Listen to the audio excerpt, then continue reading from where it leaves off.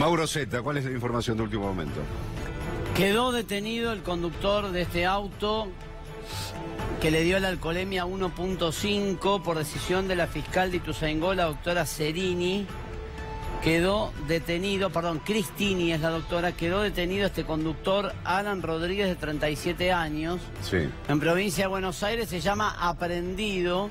Son las primeras horas que una persona queda en prisión a la espera que el juez de garantías convalide esto como detención.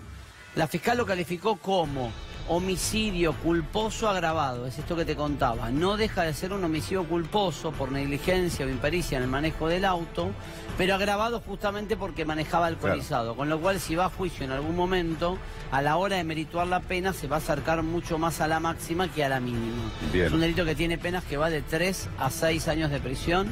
Reitero que por decisión de la fiscal María Cristini queda aprehendido el conductor de este auto C3 o C4, siempre me equivoco la marca, que manejaba con una alcoholemia de 1.5. La decisión la acaba de tomar la fiscal en función de este parámetro, sobre todo el test de alcoholemia, que le indica que no se trata simplemente de un accidente, sino que esto ya encuadra en una figura penal. Por eso la fiscal ordena la detención, da como válida esta medida que se le hizo de la alcoholemia. Esto se utiliza como prueba, esta grabación, este video que hacen. ¿Se hace el video cuando hay un accidente de estas características? Si tenés a mano, sí. Te lo contesto por el hecho de que no siempre tenés cámara, no siempre tenés pipeta de alcoholemia. Acá estaba todo, lo que había que tener en regla para aprovecharlo y hacerlo. Entonces quedó registrado el acto para que no te digan que es nulo el día de mañana o te cuestionen la validez del documento. Y después seguramente tenés que ver si estaba bien calibrado y demás. Me acuerdo que uno de los argumentos de la defensa técnica de Pablo García era que estaba mal calibrado y que por eso le daba más alcoholímetro. Claro, bueno, no prosperó ese planteo en el juicio, lo condenaron igual, pero acá queda registrado para tener un documento que le dé validez y certidumbre, y esto es parte del expediente judicial. Además del video, el documento, allá del documento, esto es lo que vale, ¿no? Claro. Lo que da, que es 1.5, reitero que le aplica la nueva ley vial, sí. La fiscal diciendo que es un homicidio culposo agravado, que te permite acercarte más a una pena de 6 años cuando manejas alcoholizado. Vamos a escuchar a Vivian Perrone, Mauro, que está en comunicación con nosotros para conocer su opinión con respecto a este hecho fatal donde 2 personas perdieron la vida por la conducción irresponsable de quien llevaba adelante el manejo de ese vehículo por estar borracho, 1.5 de alcohol en sangre, y la aplicación de esta ley por la cual Vivian Perrone también ha luchado muchísimo para que se sancione esa ley. Vivian Perrone, buen día. Claudio Rigoli. Hola, ¿qué tal? Buenos días.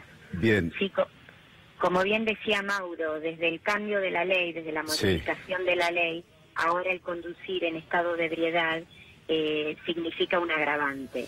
Así que bien se aplica esta ley, quedó bien detenido, pero lamentablemente en la Argentina dependemos de los jueces como para ver si va a quedar detenido durante algún tiempo hasta llegar al juicio, si queda en libertad, si después en el juicio oral realmente se lo considera un agravante. Nosotras desde Madres del Dolor hemos acompañado en muchos juicios y todo depende del juez que toque en ese momento, y eso es lo lamentable por la cantidad de vidas que se están perdiendo en la Argentina. El año pasado se hizo un estudio y aumentó la siniestralidad vial en la Argentina, aumentaron las muertes, y siempre decimos, no es tan complicado evitar estas muertes, ¿no? No. Y esta situación que detallabas en el sentido de decir, depende del juez que te toque. Sí. Es porque el texto de la ley, que siempre puede ser perfectible, por cierto, da posibilidad a esa ambigüedad de decir que un juez opine de una forma y otro magistrado, en otro caso, opine de una forma totalmente distinta. Lo que ocurre es que en la Argentina las leyes dicen podría, el juez podría aplicar esto, no es algo estricto y uno depende del sentido facultativo para el juez. Claro, pero es que uno cree que el juez va a utilizar el sentido común y va a pensar, bueno, iba circulando a exceso de velocidad, con exceso de alcohol en sangre, mató a 2 personas, entonces realmente es un homicidio. Hasta podríamos pensar en aplicar el dolo eventual. El dolo eventual ya sería entre 8 y 25 años. Entendemos que ese conductor, cuando se sentó en su auto, no sabía los nombres y apellidos de las personas a las que él iba a matar, pero circulando a la velocidad que iba y con la cantidad de alcohol en sangre que tenía, sabía perfectamente que le podía quitar la vida a alguien. Esperemos que realmente se apliquen estas leyes, y también lo que estamos pidiendo siempre es controles, porque realmente no queremos llegar a la muerte. Sí, la prevención antes de la sanción, ¿no? La prevención, y realmente si el conductor está conduciendo en estado de ebriedad, que les quiten los autos, que no sea solamente una multa de tránsito. Hoy es jueves, sabemos que hoy a la noche, especialmente por Panamericana, se organizan carreras callejeras, se organizan picadas. Si lo sabemos nosotros, no entiendo cómo no lo sabe la policía. Y no solo en Panamericana, Viviana. Sí, bueno, yo Avenidas. Generalmente me entero por Panamericana, Claro. pero sí, sabemos que en diferentes calles y rutas de toda la Argentina. Y lamentablemente son muchos los familiares de víctimas que se comunican diciendo: mató a mi ser querido, huyó, estaba en estado de ebriedad, y sin embargo ni siquiera cumplió con el mínimo de la pena. Y esto hace que la cifra de 25 muertes por día no baje, y no baje el poder decir es la primer causa de muerte entre los jóvenes en nuestro país.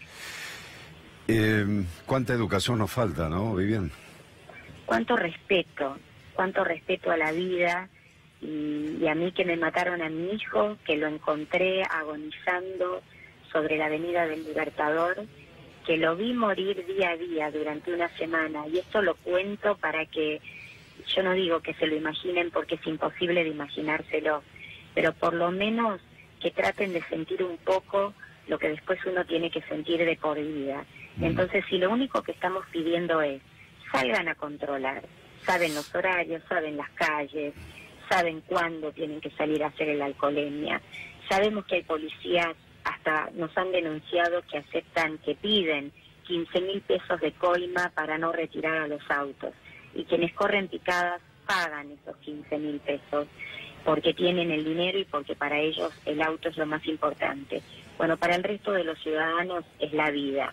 Entonces, que salgan a controlar. Después les pedimos a los jueces que apliquen estas penas y que realmente se cumplan, ¿no? Que después no reciban estas morigeraciones, estos beneficios, porque si en el resto del mundo pueden bajar estas estadísticas de muertes, no entiendo por qué en la Argentina no se puede.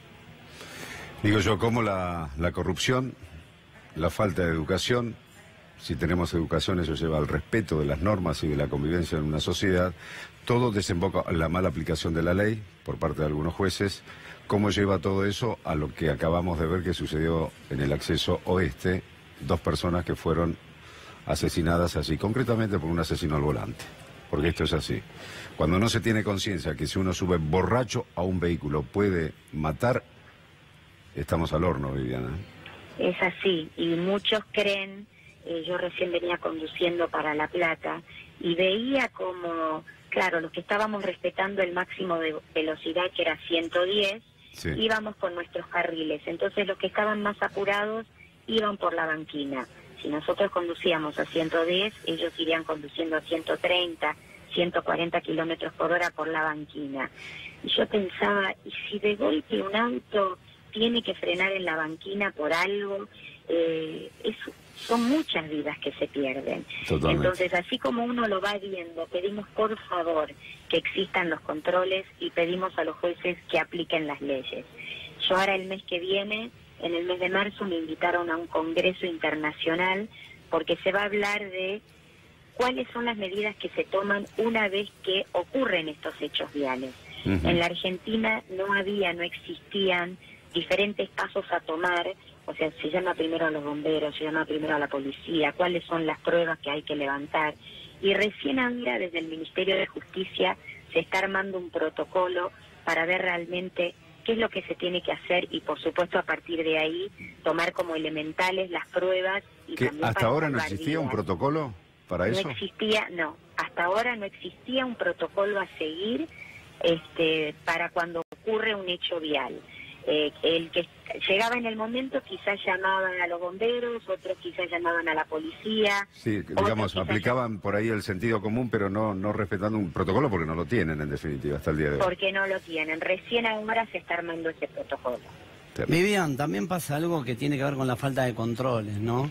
El otro día, yendo a Mar del Plata, me di cuenta de la cantidad de autos, como vos decís, que van por banquina y nadie los detiene, nadie los sanciona, nadie los demora. Digo, este es un problema mucho más grave que tiene que ver incluso con la falta de controles, con lo cultural. Sin embargo, te quiero preguntar esto. ¿Ha habido en los últimos meses algunos fallos donde se han aplicado penas de cumplimiento efectivo por homicidio con dolo eventual después de muchísimo tiempo, no?